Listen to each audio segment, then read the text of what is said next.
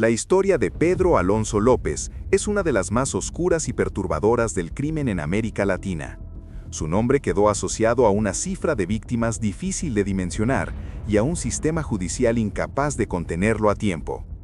Más allá del horror de sus crímenes, su caso expone fallas estructurales profundas: pobreza extrema, abandono estatal, falta de cooperación internacional y una justicia que, en distintos momentos, permitió que el peligro regresara a las calles.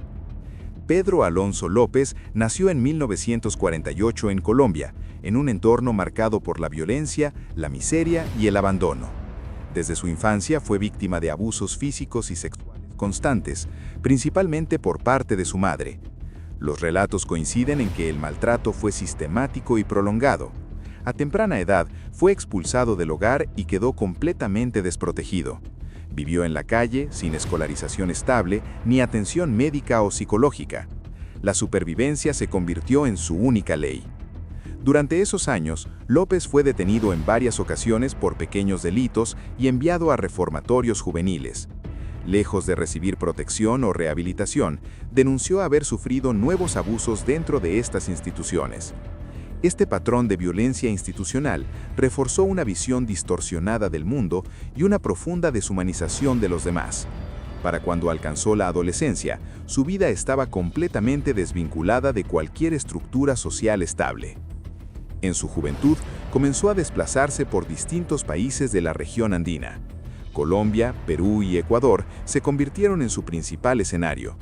Viajaba sin documentos claros, aprovechando la falta de controles fronterizos efectivos de la época.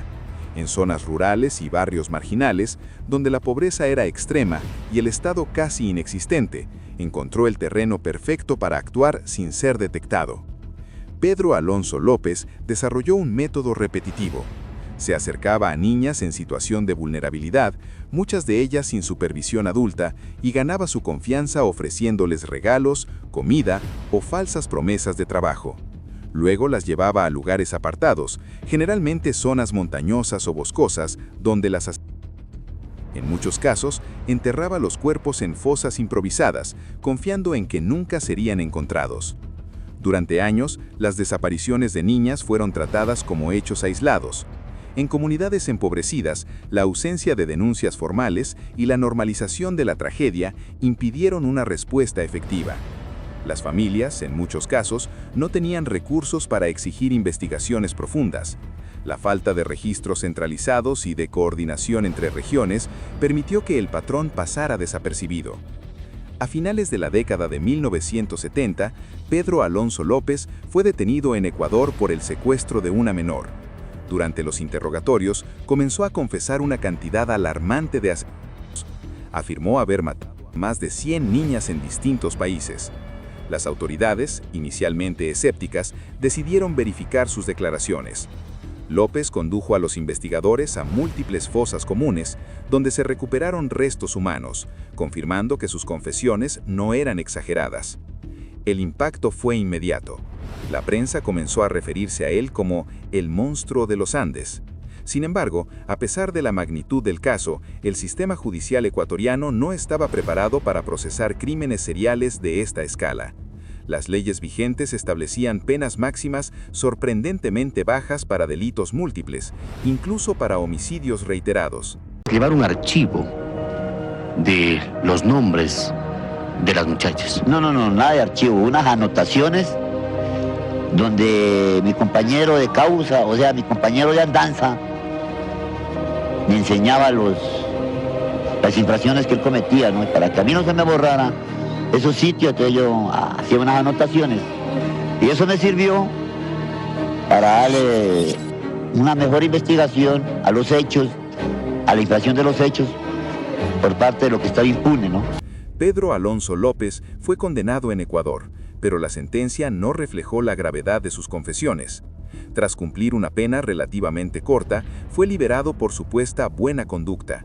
Esta decisión generó indignación pública y puso en evidencia una justicia desconectada de la realidad del peligro que representaba.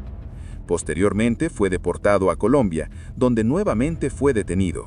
A pesar de su historial, volvió a quedar en libertad debido a vacíos legales, prescripción de delitos y falta de pruebas formales para sostener una condena prolongada. El sistema judicial colombiano tampoco contaba con mecanismos adecuados para retenerlo de manera indefinida. A partir de ese momento, el rastro de Pedro Alonso López se volvió difuso. Existen informes no confirmados sobre su presencia en distintos países de América Latina, pero ninguna autoridad ha podido establecer su paradero con certeza. No existe confirmación oficial de su muerte. Para muchos, el hecho de que uno de los asesinos seriales más prolíficos del mundo haya desaparecido sin dejar rastro representa un fracaso absoluto de la cooperación regional. Supuestamente por estupro de menores de edad. No me han cogido flagrante en el hecho. Se me sigue un juicio por ley como atenuante, porque era mi deber llevar a la policía, donde estaba en impunidad, la osamenta de cadáveres por parte de la justicia y la sociedad. ¿Cometió usted todos esos delitos? Pues participé en el hecho, insinuado por otra persona de parte de Jorge Patiño. ¿En cuántos? De nacionalidad ecuatoriana. Yo soy colombiano. ¿En cuántos delitos participó usted? Aproximadamente yo participaría en unos 4. ¿Mató a alguien? Pues me enseñaron y no me gustó. ¿Qué mensaje puede dar a la sociedad para que no vuelva a cometer esos delitos? Pues que en el tiempo que yo llevo recluido he sido una persona normal y siempre he tenido un buen concepto por parte de la opinión de presidiarios y de funcionarios del penal. Y debo esclarecer también que he sido víctima por un prejuicio de las publicidades, que han exagerado más de lo que no es. El caso de Pedro Alonso López expone una cadena de negligencias: la desprotección infantil, la falta de atención a víctimas vulnerables, la ausencia de registros unificados de desaparecidos y la debilidad de los sistemas penitenciarios crearon un escenario en el que el crimen pudo repetirse durante años. No fue solo un individuo actuando en soledad, sino un contexto que permitió su continuidad. Las entrevistas reales realizadas a López revelan una personalidad fría, calculadora y carente de remordimiento. En varios testimonios, describía sus crímenes con una inquietante naturalidad. Al mismo tiempo, intentaba justificarse, señalando su propia infancia de abuso, sin asumir responsabilidad plena. Estas declaraciones generaron debates sobre la relación entre trauma temprano y conducta criminal extrema. Libertad tras 14 años de prisión en el ex penal García Moreno. Él fue juzgado por 15 crímenes y violaciones, pero tiene un centenar de acusaciones. Asegura que no es el culpable directo, pero acepta ser cómplice. ¿Cuántas violaciones realmente cometió Pedro Alonso? Yo no cometía, yo estoy implicado como cómplice, claro que participé en el hecho, pero... Él acusa a Jorge Patiño de ser el autor directo de las violaciones, pero al parecer este personaje es un invento suyo.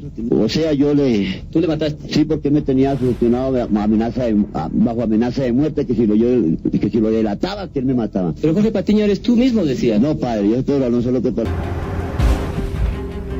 Yo soy la revelación de los seres humanos porque todavía no he procreado una semilla. No hay amor. ¡Que muera! ¡Que muera! ¡Que muera! ¡Que vaya! Yo no tengo sino 7 u 8 juicios. Y por esto le han agregado, mejor dicho, más de lo que no es.